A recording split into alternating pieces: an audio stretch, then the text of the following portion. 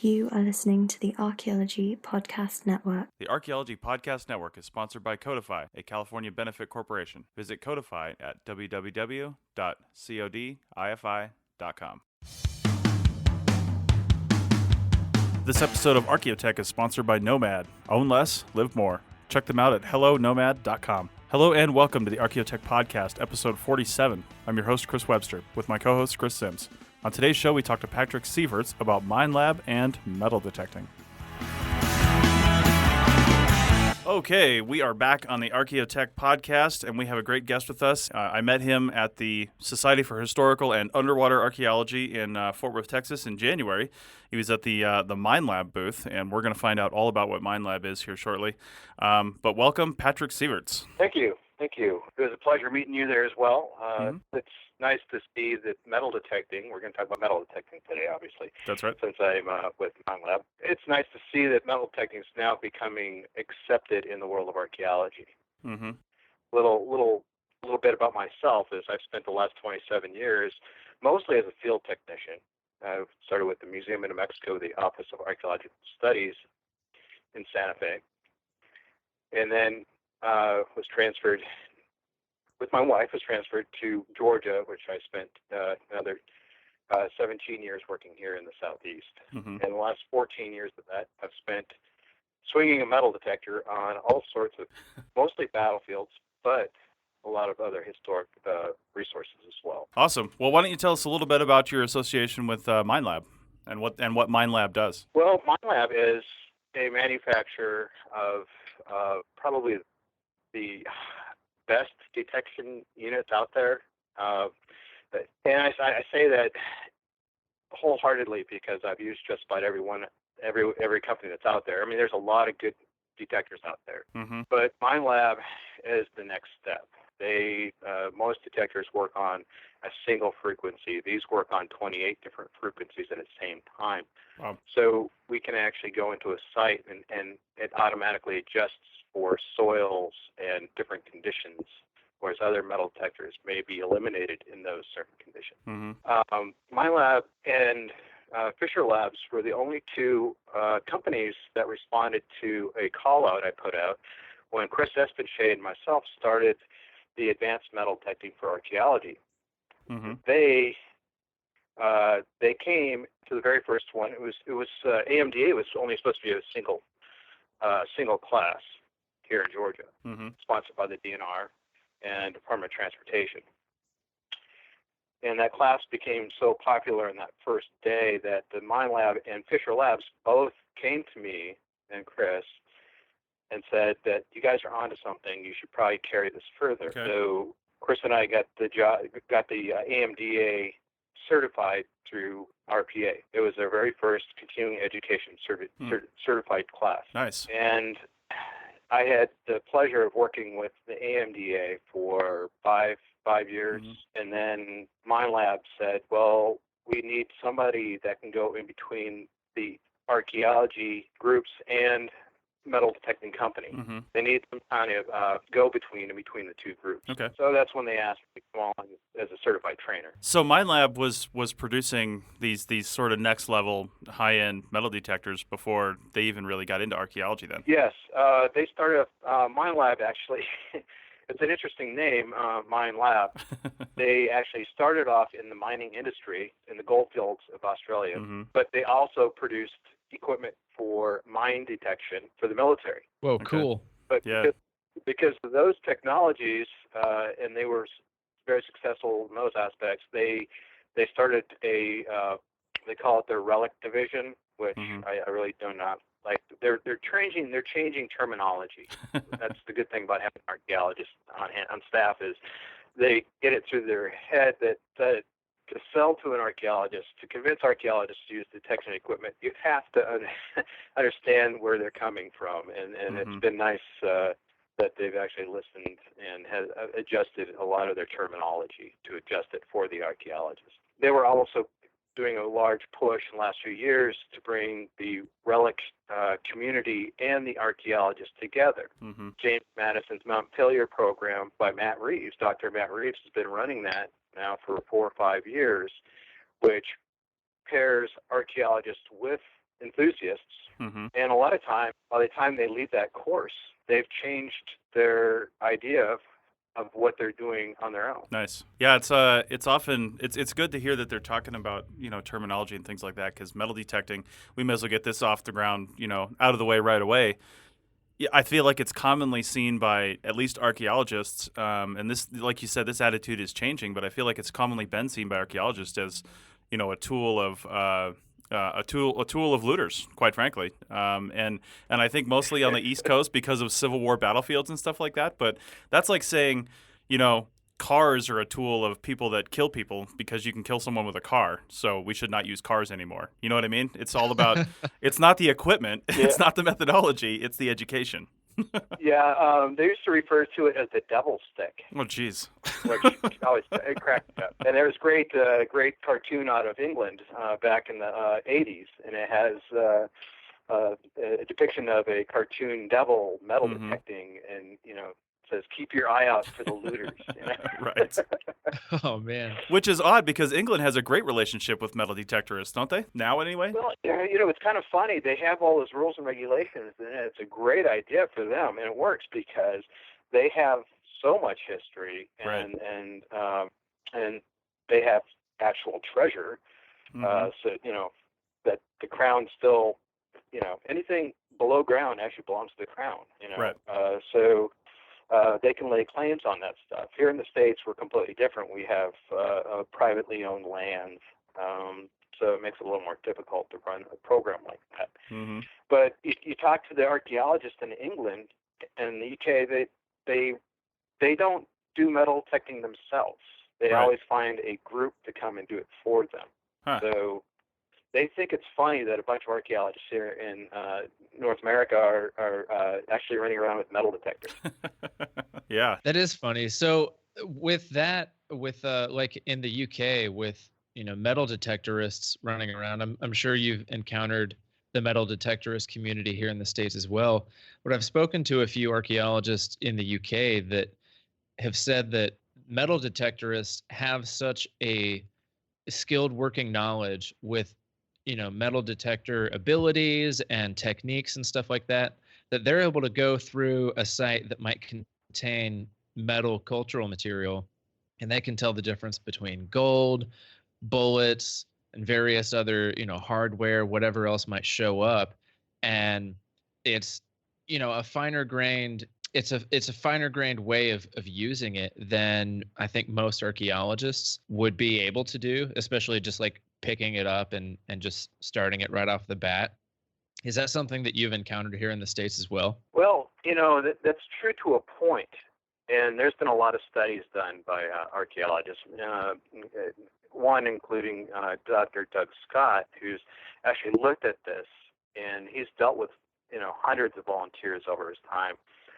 And I got to tell you, they all come in different shades. I mean, they could be beginners. They could come out with a $49 Harbor Freight metal detector and not find a thing, but claim that they have hundreds of hours of detection. Mm-hmm. Reality is, the reason we started instructing archaeologists, because it's a tool that, you think about all the other tools that we use, it's another piece of technology, and we're getting to the age where the younger groups are coming up.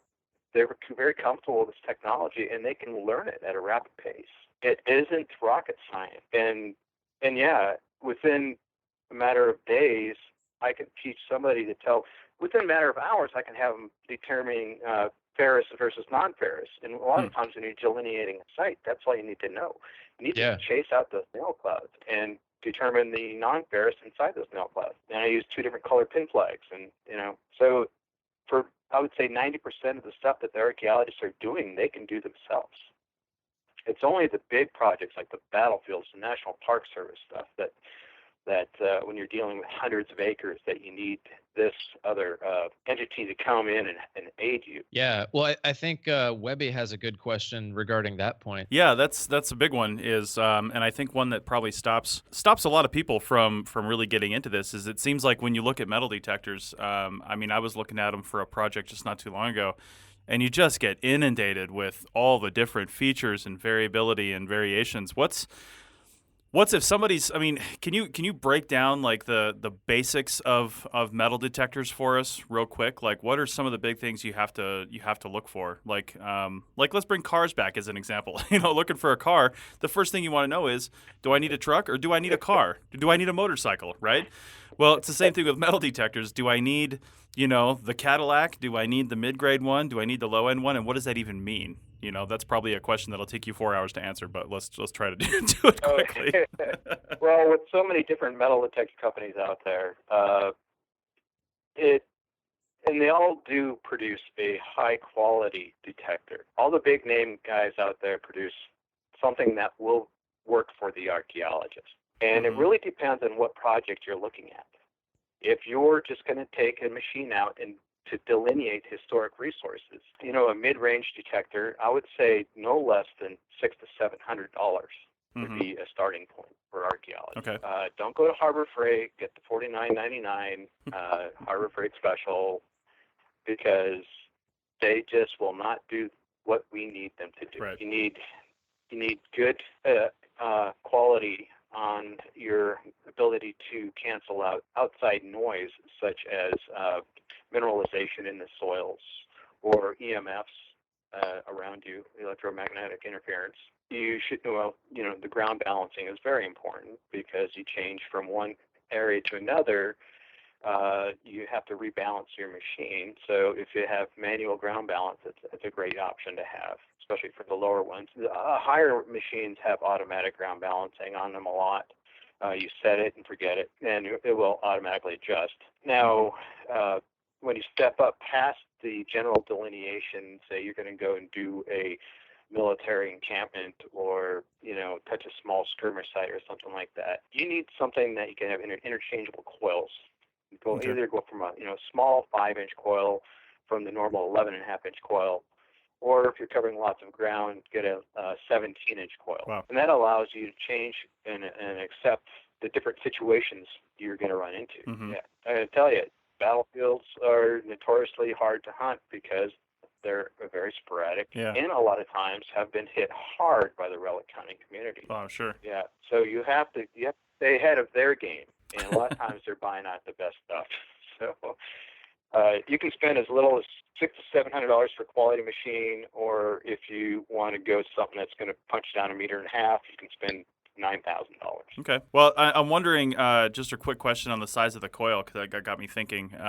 You said if you're surveying a large area, go up to like the 17-inch coil, possibly. Now, in that case, would you use that just for finding hits, and then you'd flag those, and then you'd come back with a smaller coil to really dig into what you're finding, so to speak? Or could you do it all with that one size in that particular type of survey? Well, a lot of times when we're doing battlefields, and this is the great thing about it, you'll have a detector team go through, and they're flagging hits.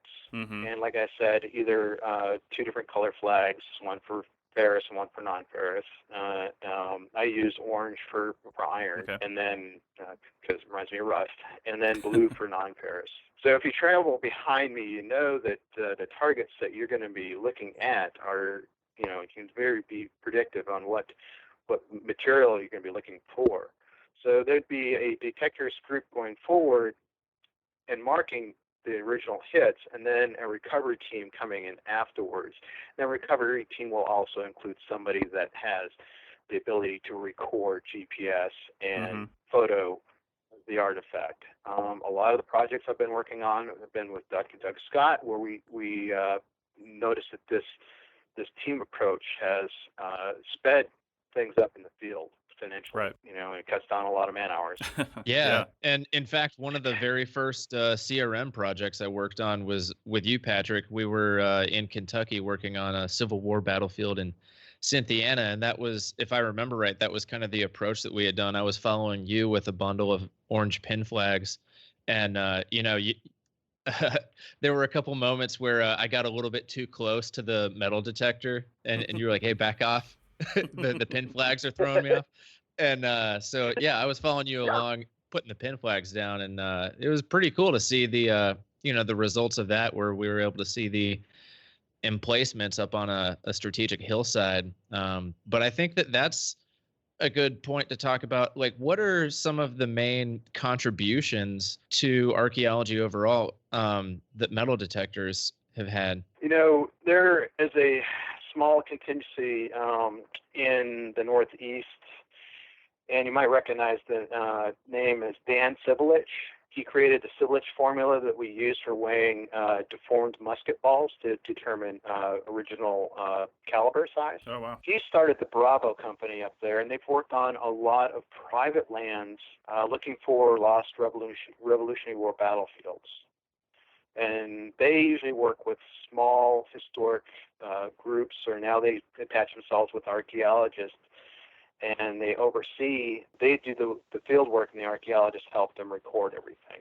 And they're to the point now in which they're a standalone group with a lot of funds coming in to help them to go out and search for these other battlefields. What a great group of people. I don't think any of them actually go out and metal detect for, just for the heck of it anymore. To them, it's a mission.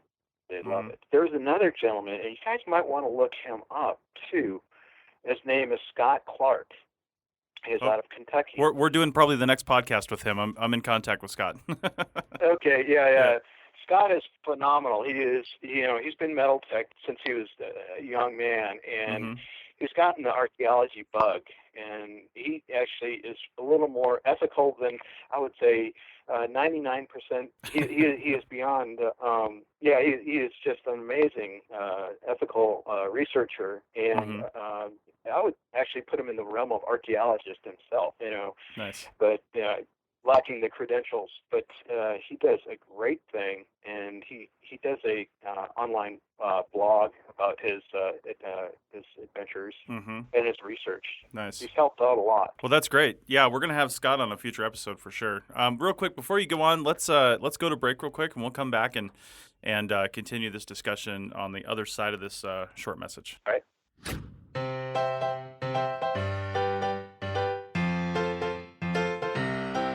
Nomad is an outdoor tech company focused on one thing: owning fewer things, being resourceful, and working together. I've got a couple of Nomad products: the modern build leather strap for Apple Watch and the carabiner for iPhone. The Apple Watch strap is well built and very affordable when compared to similar products online. I've had the carabiner for over a year now, and I love it. Holds my keys and turns into an emergency lightning cable for my iPhone or iPad whenever I need it. Check out Nomad's other products at www.hellonomad.com and use the discount code APN for 20% off your order. That's www.hellonomad.com. Fulfill your minimalist mission: own less and live more with Nomad. Okay, we're back, and this being the Archaeotech podcast, I want to focus on that and ask just a couple more questions for people that might want to might be thinking about a metal detecting project for archaeology or just want to understand a little bit more about when it's appropriate to do that, or maybe more likely when it's not. Are there any sort of weather conditions or anything like that make it challenging to metal detect in, or can you do it in any condition? Obviously, flooding would be bad, but but anything else? I mean, is there any sort of atmospheric conditions or anything like that you really need to watch out for? Well, you remember that you're looking for something that's very conductive. Metal is conductive, so it's best to metal detect when the soil is moist but not overly saturated. Okay. For instance, I was working up in Maryland, and there's a lot of it rained heavily, and it got underneath a power line. Well, power line and square cut nails in height and in saturated soils gave me false signals. They made the nails sound like a musket ball or a large aluminum can. Oh wow. So that can be very not the best environment to work in. Now, most nowadays, especially the ones that are coming out these days, are either weatherproof or waterproof. Okay. The one machine that I use consistently for a lot of my field work now is submersible to 10 feet. Wow. So I can work in the rain with no issues. It's only my comfort level that limits my capability. Now, not all machines can do that. Yeah, of course. But I guess submersible, the fact that it is even submersible obviously brings up other questions. And this might sound stupid, but can you metal detect underwater? Oh, yeah. Yeah. Okay. There are several companies that specialize in underwater detectors. Yeah. Now, my lab does have its own underwater detector, and it's one of the few that's not what I call this is pulse induction. And pulse induction, the issue with it is it picks up all metal, whereas a VLF, or very low frequency machine, you can actually dial it back to discriminate against certain metals. Mm-hmm. So underwater machines have traditionally been pulse induction. They pick up everything. So now with this introduction of this other machine through my lab, you can dial it back, and you can select material within a heavy iron concentration that you may be looking for. Okay. But yeah, well, underwater has, and it's been around for years. Mm-hmm. The underwater crowd have used metal detectors in archaeology, probably more so than the terrestrial archaeologists in the long run. I mean, you rarely run an underwater project or program where you won't see an underwater metal detector in that program. Right. Now you look at traditional archaeology programs, and how many field schools have a detector in their hands. Yeah. Unless you're in Georgia, then there's a bunch of them. Well, we've talked about field schools on a couple other podcasts too, and there's actually lots of problems with field schools. So we'll just add metal detector to the list. That's so one thing that we kind of I feel like I let slip by a little bit in the first segment because you mentioned it. Now, I know you guys would rather somebody take a course and actually learn what they're supposed to be doing, but the reality is somebody is going to win some sort of project out there, or they're going to, bid on some kind of project that has a metal detecting component. They're not going to know what they're doing, and they're just going to go out and buy one, right? So let's assume that that's going to happen, and they have no idea what they're doing. I think you mentioned buying something in the $600 to $700 range. Is the price range a pretty good, if you knew nothing else, a pretty good indicator of the type of metal detector and the quality of metal detector that you would need for basic archaeology without knowing anything about what you're doing? I mean, it's a standard rule of thumb that for every $100 you spend on a metal detector, you gain an inch of ground. Oh, okay. Yeah, in depth. Mm-hmm. It's not true completely, because with my lab products, it's thrown out the window, because we're doing 28 different frequencies, which from high to low will give you greater depth capabilities. But throwing that out the window, you think about what if you have a metal component to your project and you need a detector, my recommendation is to find a local detector dealer in that area, and he will know the ground conditions, situation you're going to be working in, and he will guide you to the right product. And that's probably the best way. Very rarely do you go to an area, unless you're somewhere in the middle of New Mexico, where there isn't a company selling metal detectors. Right. So there should be somebody within either in the region that should know what you're dealing with. And a lot of resources I pull off actually come online.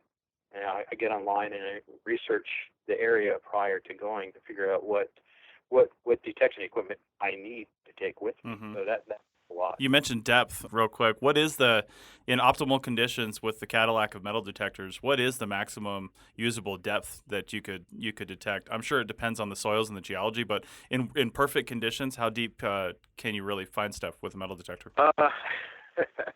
Well, in perfect conditions, say Savannah, Georgia, sand, I detected a 24-pound cannonball at 85 centimeters. Wow. That's deep. That's deep. I ran all the other machines over. I ran all the other machines over it. I did not hear a thing, couldn't get a signal, but the machine that I had just was hitting on it. So I knew that I wasn't missing much.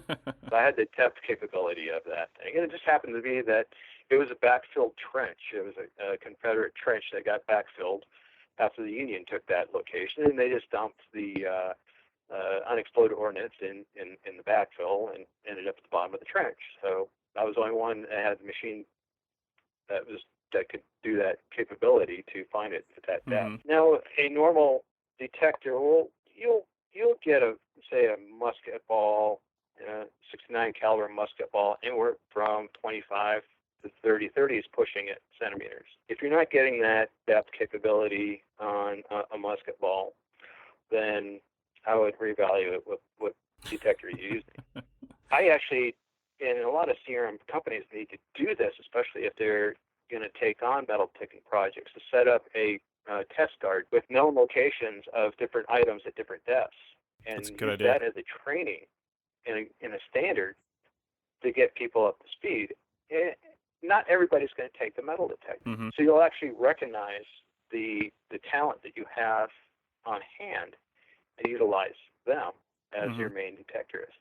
Maybe the other people follow up as they'll do the recovery. Okay. But a grid guardian goes a long ways in evaluating which detectors work in what conditions as well. Right. Yeah, that's a great idea, and that leads me to another question too. I remember my grandfather actually used to build a whole bunch of stuff out of Popular Mechanics magazine back when I was a kid, and he'd give it all to us, and because he just liked to build things. And I mean, he built a speedboat for Christ's sake one time. I learned to water ski on a speedboat that he built from plans from Popular Mechanics. But one of the things that he did build was a metal detector, and I remember not knowing much about it and using that in our backyard and finding stuff and having a good time with it. And one of the things that he taught me way back then, and I want to see if this is still a good technique, just in case somebody were to jump into this with no training, was to, you first get a hit and then you dig it up and you pull the soil out, and then you scan the hole again, and if that hit's gone and it's in your pile, then you just start dividing it in half and then checking the halves. Is that roughly how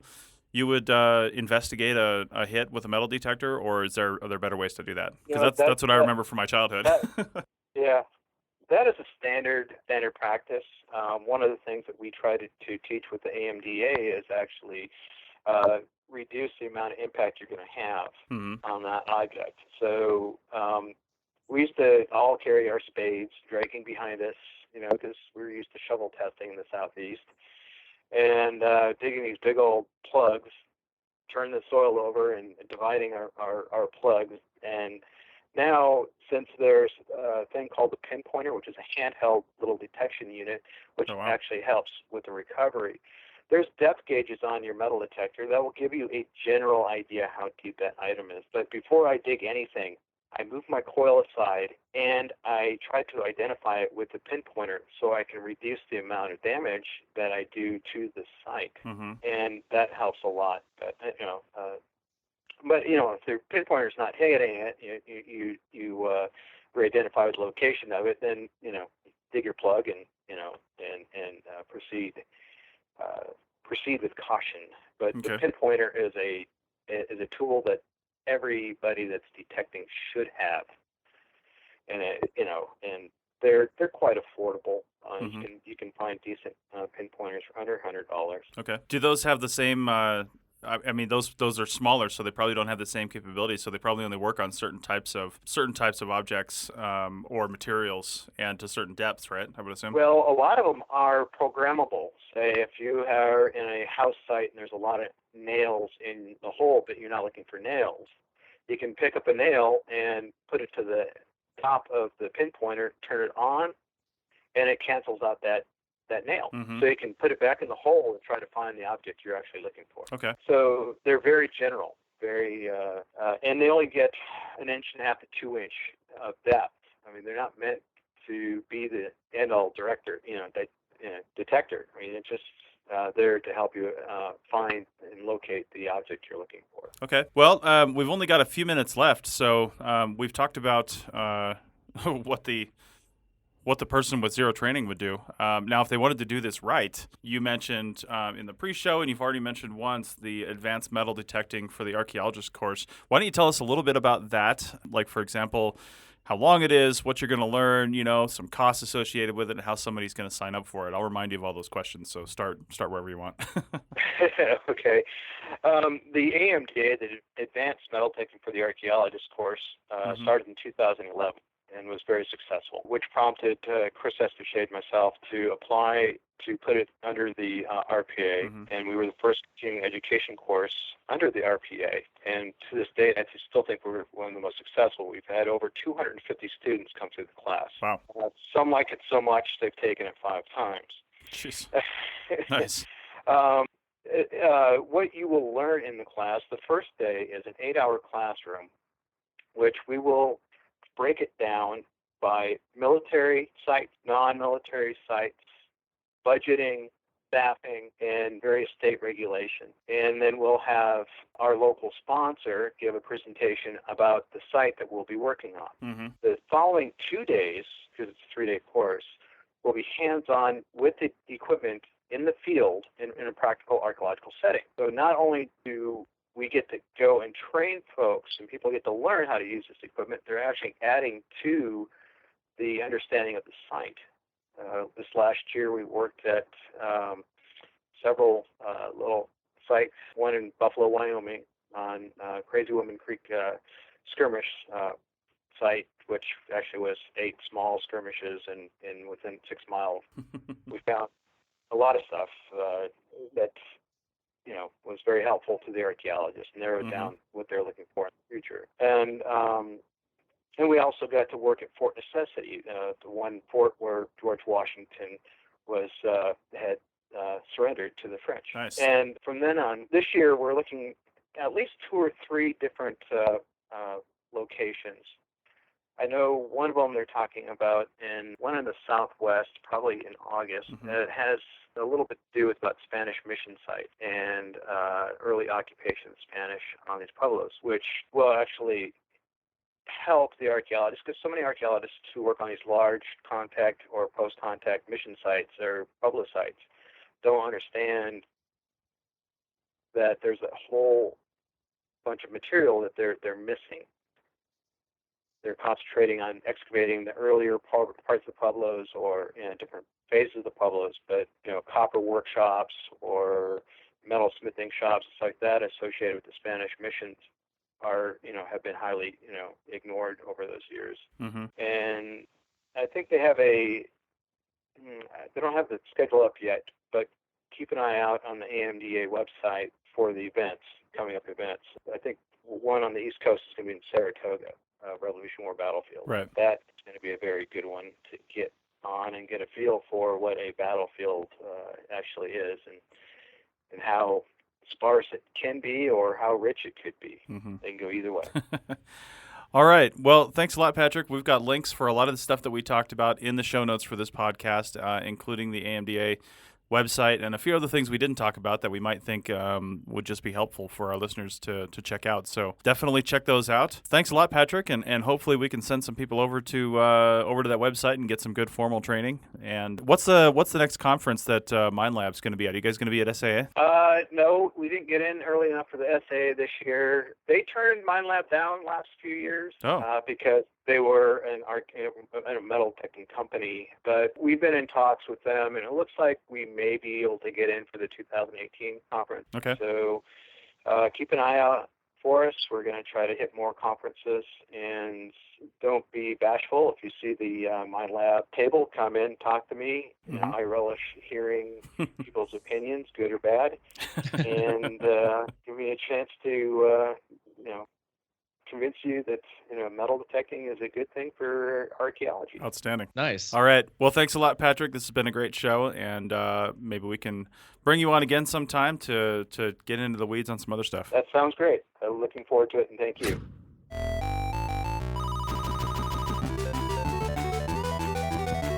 8-Bit Test Pit is here to put archaeogaming on the map.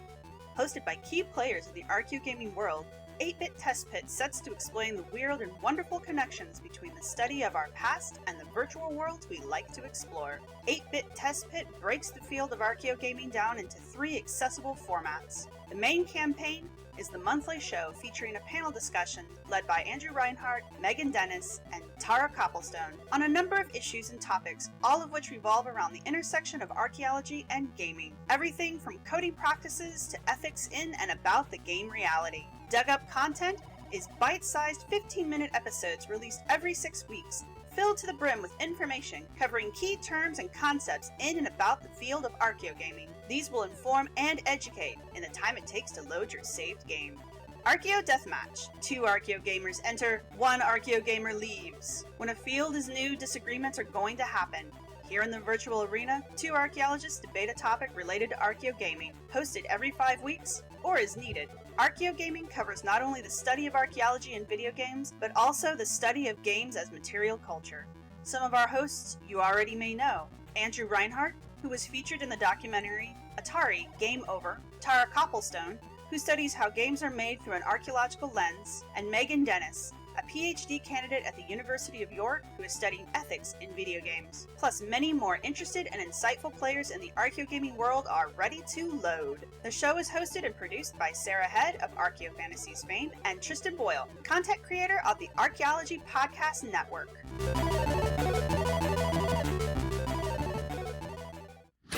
All right, we are back for our App of the Day segment for episode 47. And we're going to talk about a couple of different apps, very different apps actually from each other. I'm actually not going to talk about one specific application, but more of a series of applications or a type of application. And this is for iPhone, but I know that they have them for other phones as well, other platforms, Android, things like that.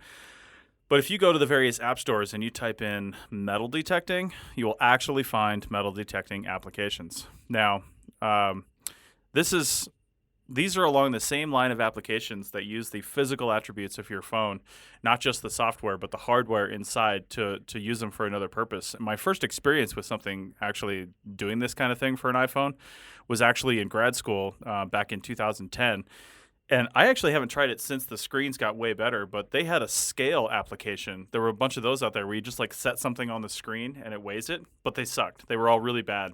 If it was a kind of a lightweight thing, I was trying to weigh potsherds when I was doing my thesis, and it just wasn't working out. It just didn't work. It might be more sensitive now. So that being said, I was looking up a couple months ago because I actually won this metal detecting project. And I was like, you know what? I bet there's an app for that. So I went out and looked, and sure enough, there's hundreds of apps that say metal detecting. And the other thing you can type that finds basically the exact same thing is stud finders. So a stud finder, in case you didn't know, is not Tinder. It's finding the studs in a wall. And usually the way a stud finder works is it's finding the metal in the wall. They're not really like a real stud finder might actually be using a little bit of radar. I'm not actually sure how those works to determine if there's an empty space behind the drywall or if there's an actual stud behind the drywall, like a 2x4.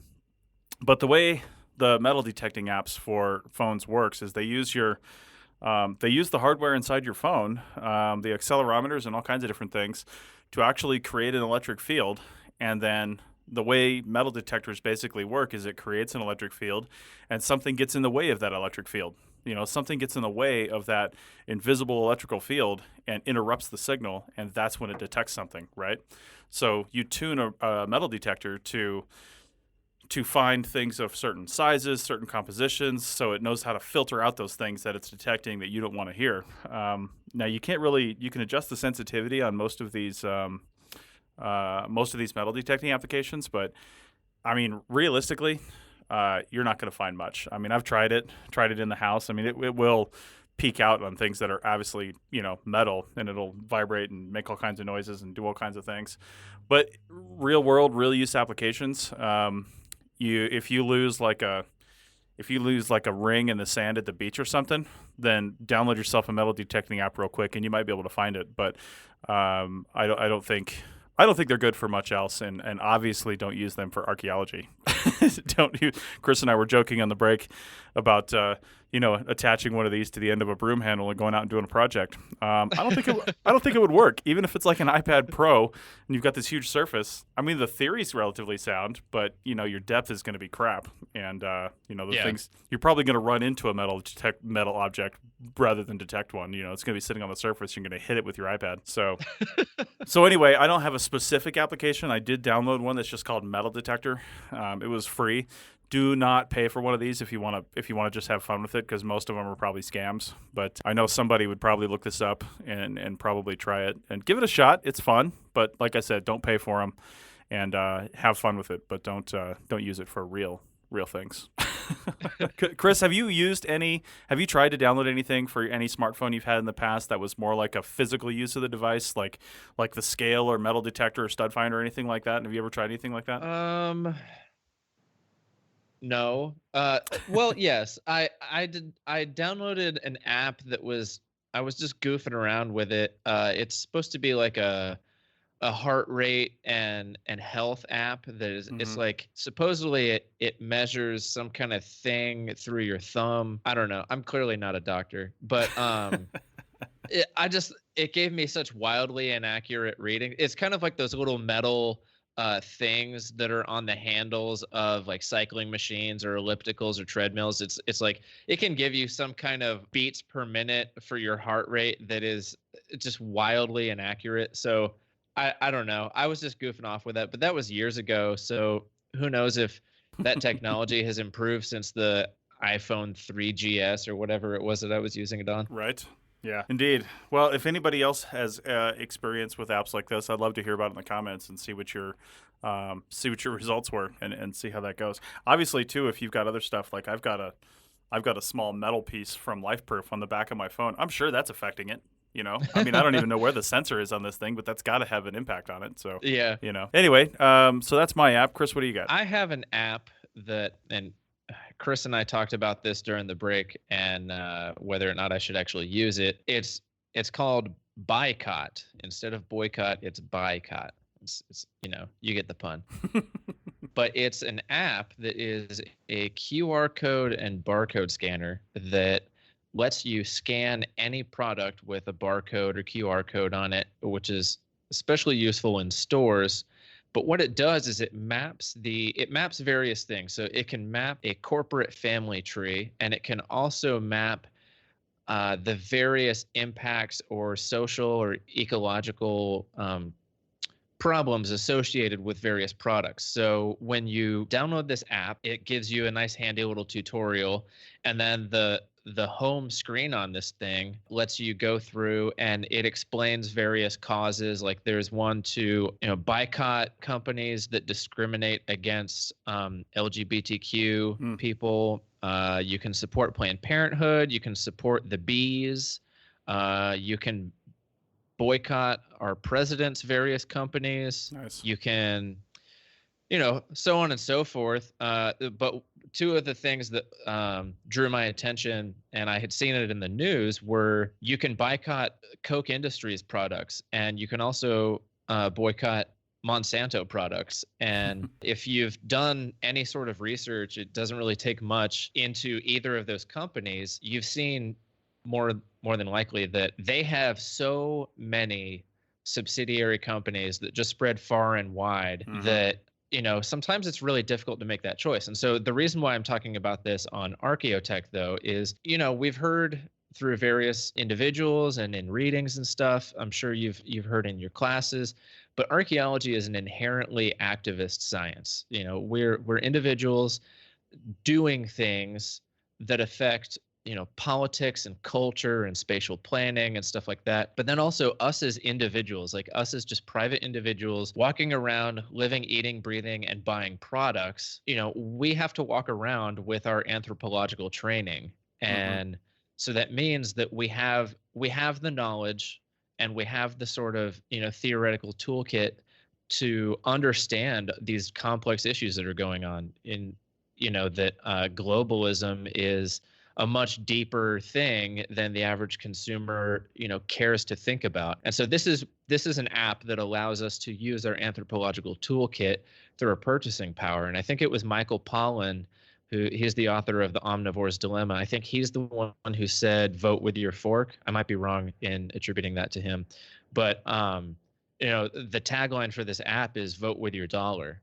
And I think that's exactly right, is, your individual actions as a consumer, no matter who you are, have really far-reaching impacts. And so if you choose to cut off the stream of capital to different companies that you do not support ideologically, then this is an app that lets you do that more effectively. Do they say in the app where they get their information, like, so we know that they're not being, they don't have a bias in one way or another? Like, how do you know that what they're saying is right, basically? Is there any sort of backup on that? I haven't been able to find out where exactly they get their information. The only information on like the back end that I found out while I was looking this up is that it was made by a former Microsoft programmer and congressional candidate. Oh. It was Darcy Burner. was Mm-hmm. the person's name. And so there's this quote in Forbes, which was the first place I read about this. Burner figured the average supermarket shopper had no idea that buying brawny paper towels, Angel Soft toilet paper, or Dixie cups meant contributing cash to Koch Industries through its subsidiary Georgia Pacific. Similarly, purchasing a pair of yoga pants containing Lycra or Stainmaster carpet meant indirectly handing the Kochs your money.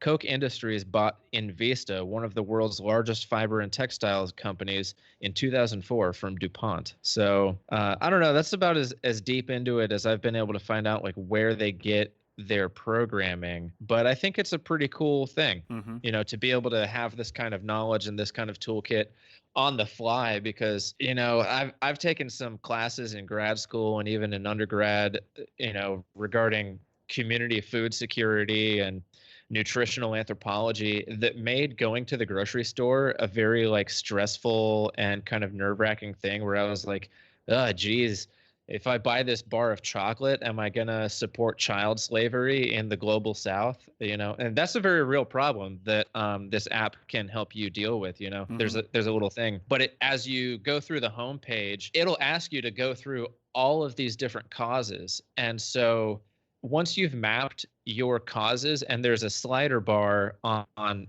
how important a different cause is to you. So if the labeling of GMO is only kind of important to you, you can slide the intensity bar down to moderate. Mm-hmm. But if avoiding Monsanto is incredibly important to you, then you can slide it all the way up to important. And so it'll map all of your causes, and it'll say this product conflicts with child slavery, Monsanto, water use, stuff like that. So that way you're not, fumbling through all of the stuff that you should be researching on your consumer choices. Yeah. Well, that sounds interesting. Like I said, my only concern, and I'd encourage people to do their own research and use this as a starting point, is, don't often, if somebody's not going to provide references, don't maybe take their word for it, but do use it as a starting point. Because my biggest question would be, what if a programmer for this application, or working at this company now, had a bad experience at a Starbucks or something, and then goes and tweaks all the algorithms to say, oh, Starbucks is bad. Yeah.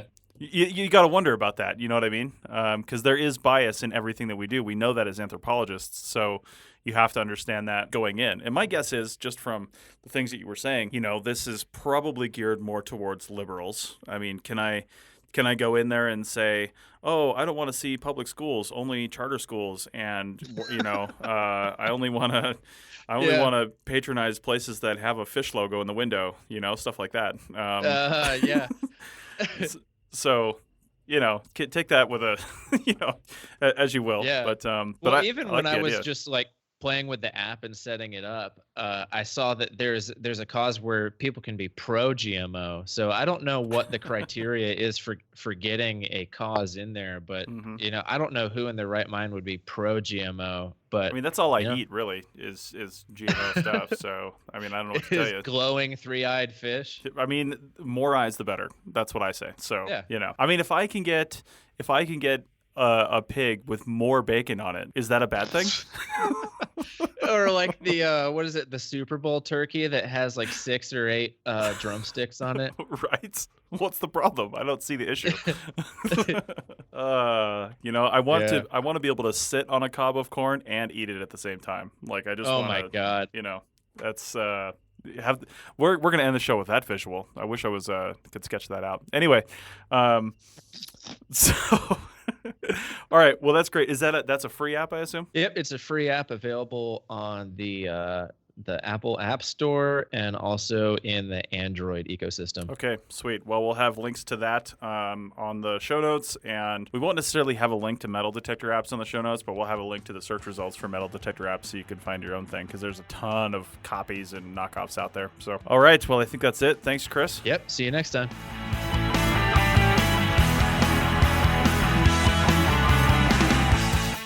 That's it for another episode of the Archaeotech Podcast. Links to some of the items mentioned on the show are in the show notes for this podcast, which can be found at www.archaeologypodcastnetwork.com/archaeotech. If you like the show and want to comment, please do. You can leave comments about this or any other episode on the website or on the iTunes page for this episode. You can also email us at chris@archaeologypodcastnetwork.com or use the contact form on the podcast webpage. If you'd like us to answer a question on a future episode, email us. Use the contact form on the website or tweet your questions with the hashtag Archaeotech or tag @ArcPodNet in your tweet. Please share the link to this show wherever you saw it. If you'd like to subscribe to this podcast, you can do so on iTunes or on Stitcher Radio. You can also type the name of the podcast into your favorite podcasting app and subscribe that way. Don't forget to go over to iTunes and leave a review of the show. It helps us get noticed so more people can find our podcast and benefit from the content. Also, send us show suggestions and interview suggestions. We want this to be a resource for field technicians everywhere, and we want to know what you want to know about. This show is produced by Chris Webster and Tristan Boyle, and edited by Chris Sims. This has been a presentation of the Archaeology Podcast Network. Visit us on the web for show notes and other podcasts at www.archaeologypodcastnetwork.com. Contact us at chris@archaeologypodcastnetwork.com. Thanks again for listening to this episode and for supporting the Archaeology Podcast Network. If you want these shows to keep going, consider becoming a member for just $7.99 a month. That's cheaper than a venti quad eggnog latte. Go to arcpodnet.com/members for more info.